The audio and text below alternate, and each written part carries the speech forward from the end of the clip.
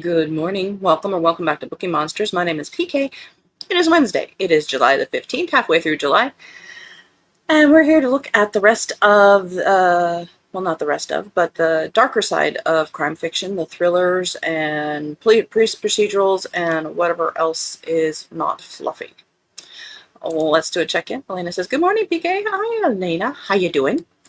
She says, I am good. Taking a day off from work tomorrow. Ooh, I bet that is nice. Woohoo, she says. Absolutely. And Amy says, good morning, PK and Elena. I hope you both stay cool today. Indeed, it is summer out there. And don't forget to hit the like button. Thank you, thank you. As a friend says, yes, please like me. It's free. And Elena says hello to Amy and Bobby. And Elena says, my birthday is less than a week from next Thursday, the 30th. Yes, we are halfway through the month, which means we are almost to your birthday. All right. Well, let us jump in.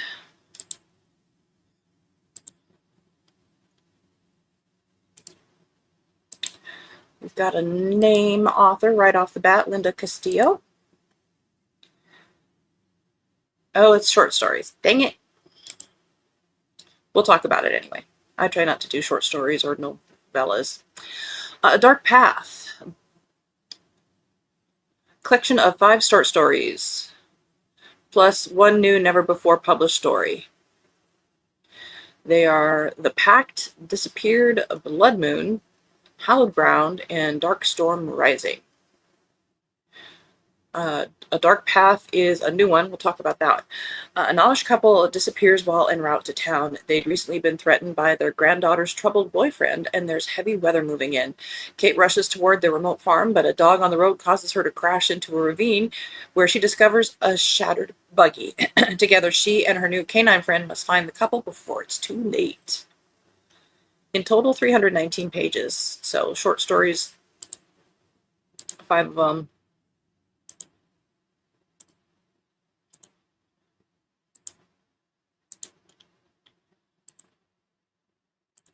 Mary says, good morning, PK, Elena, and Amy. Hello.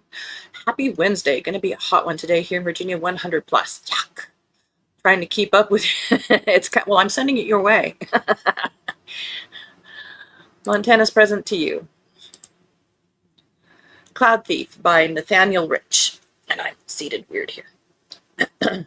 Why settle for nothing when you can steal everything? Forget banks, casinos, museums. Society's most valuable treasure sits in the giant anonymous data centers that power modern life. There, in endless rows of hard drives, lies the sum of our civilization's knowledge, all of the world's personal and private truths uploaded and saved. They wait, unseen, unexploited, and most critically, unguarded. Tim is a climate journalist disillusioned with chronicling the end of the world. Virginia is an evasive, paranoid, and technologically savvy con artist who has found an ingenious way to live off the grid in the heart of Manhattan. Joined by desire and desperation, they hatch a plan to steal secrets. But they have secrets of their own, secrets they can't tell each other, secrets that could destroy them both. There's 3 of them. With their last few dollars and some dime store wigs, they set out for the outskirts of Tulsa, Oklahoma, the unlikely site of the world's largest repository of knowledge, a data center the size of a small city, which is really bad for the environment, and they're not talking about it much, to attempt a brazen heist that, whether they fail or succeed, will change their lives forever. But the heist is only the beginning. Oh, I get Cloud Thief because everything's in the cloud. Got it.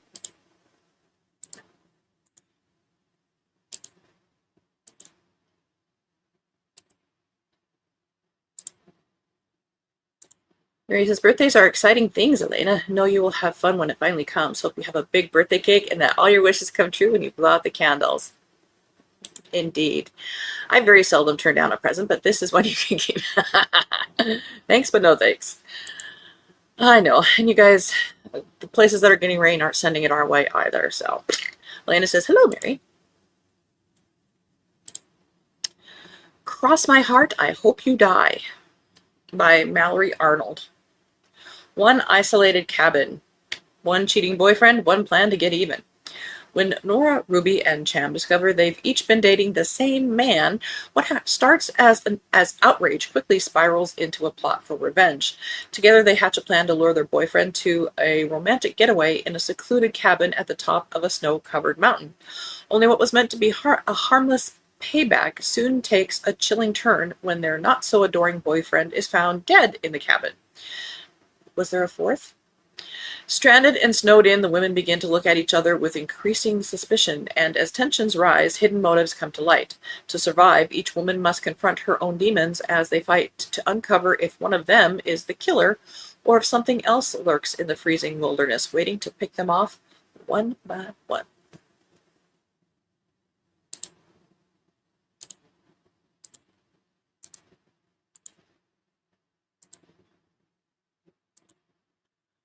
Hot Girl Murder Club by Ashley Winstead. What's a girl got to do to get some fame, a few million record sales, and justice for murder? 10 years ago, aspiring singer-actress Scout Sage lost the only thing that mattered, her sister Georgia. Ever since Georgia's mysterious death at a Hollywood party, Scout's done her best to honor her memory, clawing her way through the industry and collecting a network of climbers along the way, fellow hot girls in stilettos with cutthroat ambition, a new Hollywood order. But when a slew of targeted murders makes headlines across LA, all pointing to Scout as the killer, she turns overnight from a mid-tier pop star into the world's most famous alleged murderer. Now everything she's worked to build, including the justice she wants for Georgia, will fall apart unless Scout can prove she's not guilty. Meanwhile, the young and unusual detective assigned to her case, herself no stranger to tragedy, begins to unearth secrets not even Scout knows, let alone her millions of new fans, particularly about the ways Georgia's death connects to an even older pattern of crimes long hushed over in Hollywood, an old reign of terror that, if brought to light, could be the fuel that ignites a reckoning the world over. End of that road. Oh, Daniel Silva has a new one.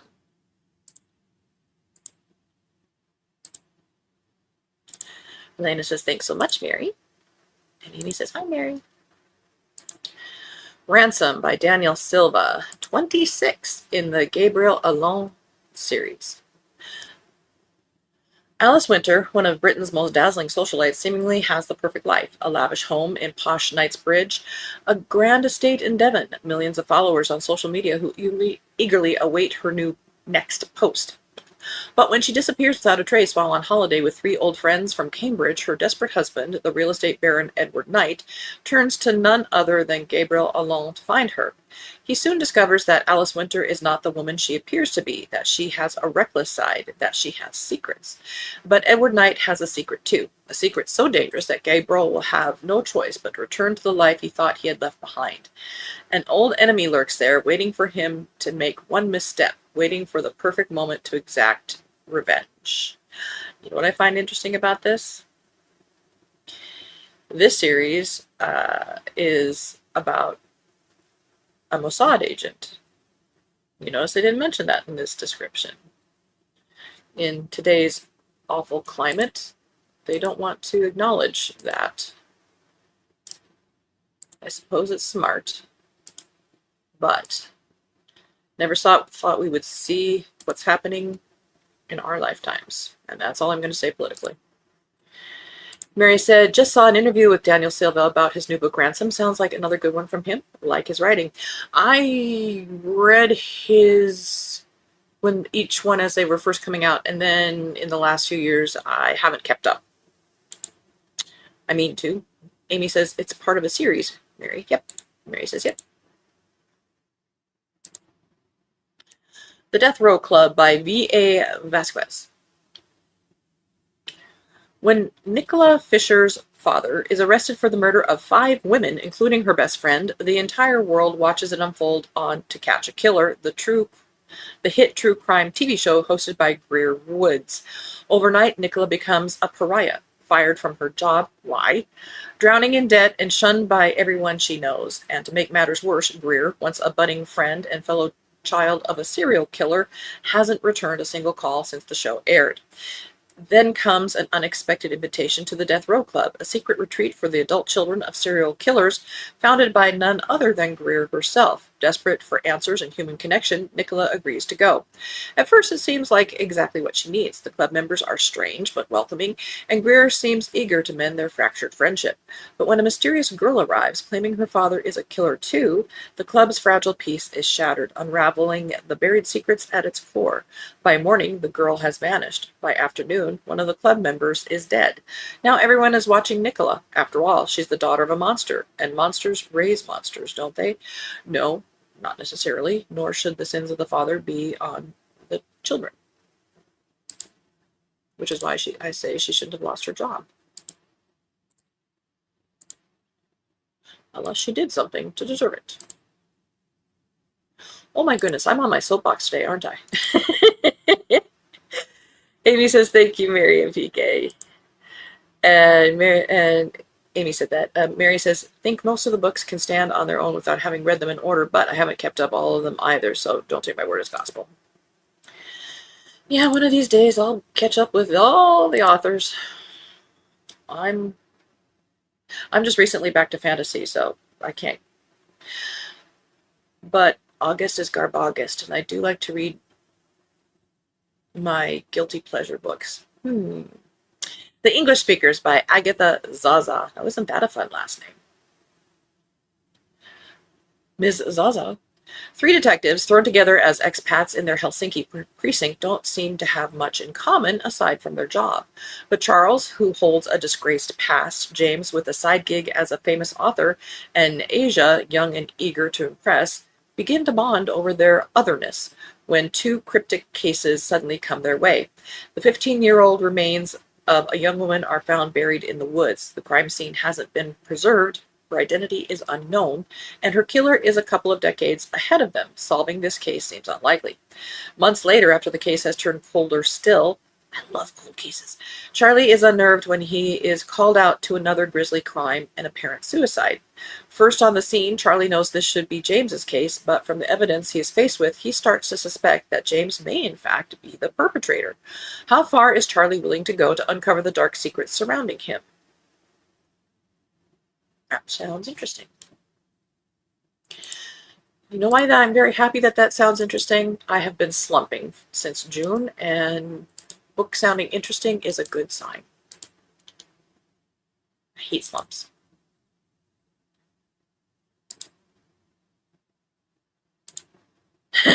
True. Mary says, as good as the names we had on Monday, Saskia and Catalia. Now, wouldn't that be amazing? As Zaza is the last name? Saskia Zaza and Catalia Zaza. Woo! Amy says, oh, okay. The Parisian Heist by Joe Piazza. Emma, a struggling American artist in Paris, thought she had left her dreams behind when she took a job cleaning for the city's wealthy elite. Then she meets Stella Swanson, the widow of one of the most notorious art dealers in the business. The Swansons move in a world where billionaires, oligarchs, and heads of state pay fortunes for masterpieces. Drawn in by their dazzling wealth and the pull of a dangerously charming grandson, Emma becomes both a player and a pawn in a family battle to protect their empire and conceal its crimes. In the late 1800s, the young widow Jo Van Gogh inherits hundreds of paintings from her brother-in-law Vincent that the art world deems worthless. Determined to prove their genius and to secure a future for herself and her young son, she becomes consumed by Vincent's legacy. As her devotion deepens, a vanished painting and a thwarted love affair leave her unsure who she can trust and how much of herself she's willing to lose in the process. From glittering auction houses to the idyllic canals of Amsterdam and the grand museums of Paris, the lives of these 2 women converge as Emma uncovers the Swanson family's darkest secrets and agrees to mastermind a daring heist inside the Musée d'Orsay. The stakes have never been higher, and these women refuse to be written out of history, no matter the cost.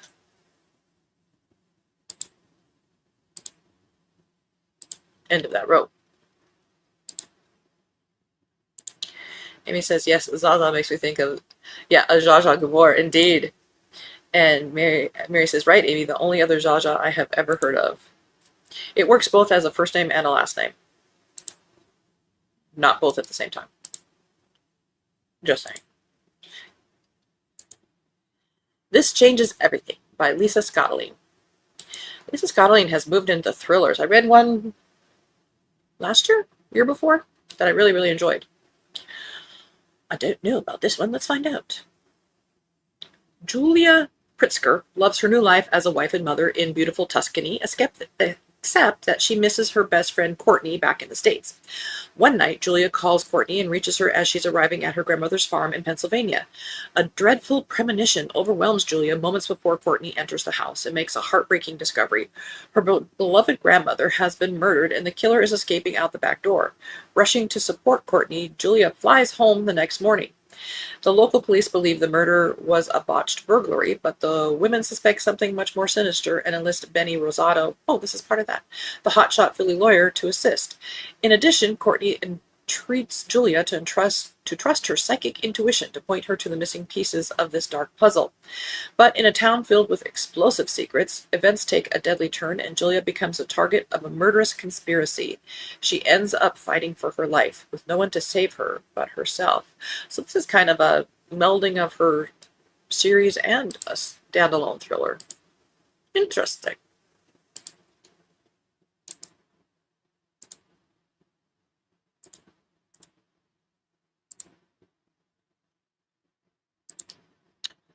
Unreliable Narrator by Araminta Hall. Araminta Hall. Our next door neighbor's name is Araminta, but she goes by Mindy. That's also a good name. Better sometimes than the names in the books, I tell you. It's his story, but it's her life. When 23-year-old Hope Jenkins arrives at the isolated otherworld Shadowlands estate, she's certain her life is finally about to begin. Hope is eager to spend her summer assisting the up-and-coming literary star Ambrose Rosie Glencourt, but at Shadowlands, art and danger blur into one. Rosie and his enigmatic drinking game. I haven't had that in a while. Wife Delia, preside over a circle of glittering guests with morals as questionable as their wealth. Hope is transfixed by their beauty, their brilliance, and by Tom, the elusive young man who resides on the sprawling property and has captured Hope's heart for the very first time. Hope quickly realizes she's willing to do anything to secure her place among them, even if it ends in fatal disaster. 10 years later, Hope lives in self-imposed exile. She has no family, no friends, and no future, until she opens Rosie's runaway bestseller and discovers it's an almost exact retelling of her story, the work, the sex, and the gunshot that ended it all. It is everything Hope swore to keep hidden, dragged out onto center stage, but this time, Hope isn't going to stay quiet. Except nobody knows that it's you. Because you are not a famous person. That is it. So we've got some names, some interesting concepts. I might check out English speakers. That kind of sound, I love cold cases. I might see if Cloud Thief has some interesting writing. So we shall see. Not bad. Mary says another new name, Araminta. Isn't that fun? Araminta. She actually goes by both. Araminta and Mindy. Whatever you want to call her. She's a nice person. We have good neighbors over there. All right, that is it for today. On Friday, we'll look at the rest of the Cozy Mysteries and anything else I find that was missing initially on the sources that I look at. Sometimes they add things throughout the week, so I'll check again. And we will look at those if there are any. I don't have any sprints tonight. I don't do them on Wednesday night. Our next sprints are tomorrow night, Thursday night at 8 p.m. Eastern. They go for 2 hours. Bring your own book, work on a project or creative craft, or just close your eyes and listen, whatever it is that is your self-care. That is the time, space, and ambiance for you to do that if you want to. We do that every Tuesday and Thursday evening, and then Saturday afternoons starting at 3 for a total of 9 hours of your self-care time. Amy says, good selection today. Have a good day, everyone. We'll back at you, baby. Thank you, thank you. So here, we've been in the hundreds, as we have are sending it down to Mary. Today, though, it's really, really overcast. We didn't get the storms that they were talking about last night. I pretty much think it passed us by, but it is very dark out, which is why I have my lights on. It'd be nice if we got a good soaker. And then we're back in the 90s, so, you know, it's July. So, thank you guys so much. I appreciate you, whether you're watching it now, which, you know, it's morning. Yay, more morning people. Or whether you're watching it later. Yay, people who make time for it to watch later. I appreciate you. So, be safe. Stay hydrated. Stay cool. Read good books. And as the banner says, don't be a bookworm, be a bookie monster. Nom nom. Have a good day and God bless.